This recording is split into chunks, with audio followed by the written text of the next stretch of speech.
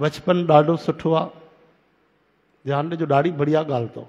बचपन ॾाढो बढ़िया आहे, ॾाढी मौज आहे, ॾाढी मस्ती आहे, लेकिन सम्झ में कॾहिं ईंदो आहे जॾहिं जवान थींदा आहिनि माण्हू। ॿारनि खे कोन्हे, उहो त चवंदा आहिनि छा असां जेॾी महिल त मम्मी अलॻि थी चिल्लाए, पापा अलॻि था चिल्लाइनि त टीचर अलॻि थो पेशी कढे, जेको ॾिसे त छिड़बी थो ॾे। हा, हीअं न करे सघूं, हूअं न करे सघूं, छो जो हिननि खे पतो न आहे छा करिणो आहे छा न करिणो आहे। ठीकु आहे, लेकिन पवित्रता आहे बचपन, इहा ॻाल्हि आहे।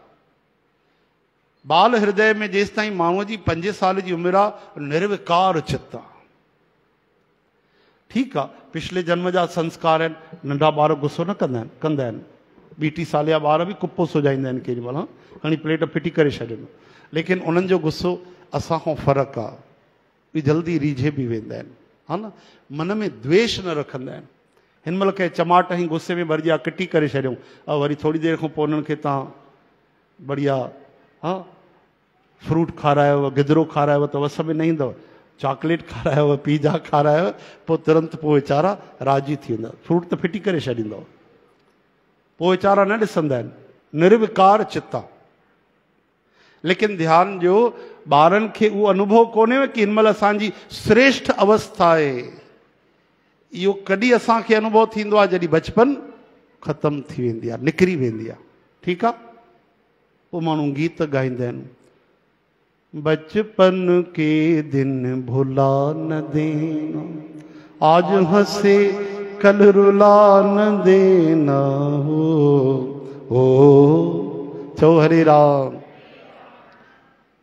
पोइ वापसि जेकी शइ मिलण वारी न आहे उन ते असांजी आसक्ति थींदी आहे, जेकी शइ मिलियल आहे ओॾे ध्यानु न हूंदो आहे। पोइ गीत ॻाईंदा आहिनि, चओ हरे राम।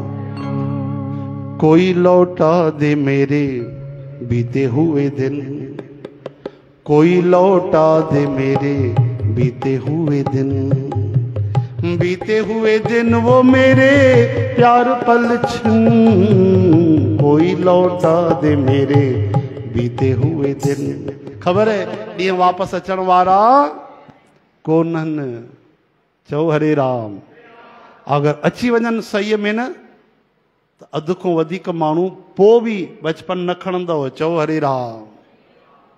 मतां सम्झो, मरनि था तरसनि था अलॻि ॻाल्हि आहे, हिकिड़ो विधान थी वञे हलो तव्हां वञो बचपन में, उमिरि ओतिरी हूंदव जेतिरी लिखियल अथव, जवान में ॿार ठही वञो, पोइ सोचींदा अरे दुकानु केरु हलाईंदो, हा हे धंधो केरु संभालींदो, बैंक बैलेंस केरु संभालींदो, हा घुमूं फिरूं था, कार वरिती आहे नई, पोइ मां कार कीअं हलाए सघंदुमि, हरे राम।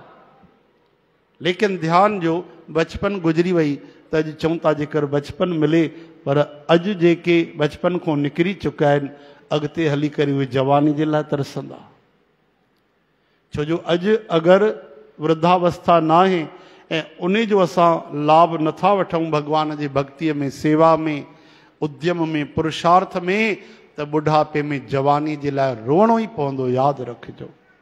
कई बुजुर्ग अवस्था में बि आहिनि, कई वॾी उमिरि जा बि आहिनि ऐं जवाननि खां 4 गुना वधीक कमु कंदा आहिनि, चओ हरे राम। ईअं न सोचो अॼु असांजे कथा में जेके वॾी उमिरि जा आहिनि उन्हनि बि हाज़िरी लॻाई आहे, पर कई जवाननि खे फुर्सत कोन्हे, सुम्ही पिया आहिनि, कोई मोबाइल थो हलाए, कोई घुमे थो, कोई फिरे थो। ईअं न सम्झो सभु व्यस्त आहिनि, ग़लति ॻाल्हि। भॻवान सभिनि खे 24 घंटा ॾिना आहिनि, प्रधानमंत्री बि असांजा पूजा जे लाइ समय कढंदा आहिनि, हाणे उन खां व्यस्त केरु हूंदो चकर बाटा वारो, ॿुधायो। हरे राम। इहा ग़लति ॻाल्हि आहे कि हे कमु आहे, हो कमु आहे, हीअं न आहे। इहे सभु पाण खे धोखो ॾियण वारी ॻाल्हि आहे। अगरि तोखे कमु आहिनि त भक्ति करण खां वॾो कोई कमु कोन्हे, इन खां वॾो पुरुषार्थ कोई कमु कोन्हे, भॻवान जे भॼन खां वॾो कोई कमु हुजे त ॿुधायो भाई, जंहिंजे लाइ चओ था असां व्यस्त आहियूं, असांखे समय कोन्हे।